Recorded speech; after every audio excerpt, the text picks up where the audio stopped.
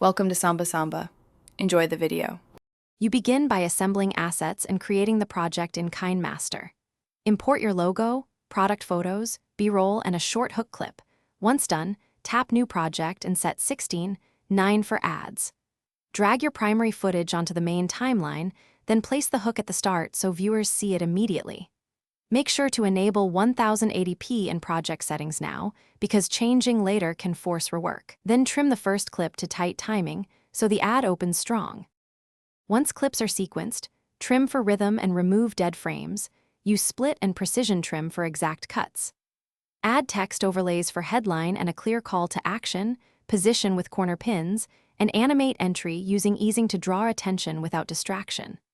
Layer a soft background music track and lower its volume under dialogues.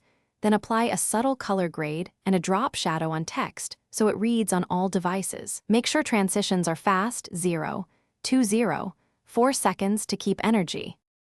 Finalize by previewing the full ad. Watch for audio balance, cut timing, and text readability on small screens. When satisfied, export using 1080ph. 264 at 30 fps and a 6.8 mbps bitrate for crisp uploads. Name the file clearly and save.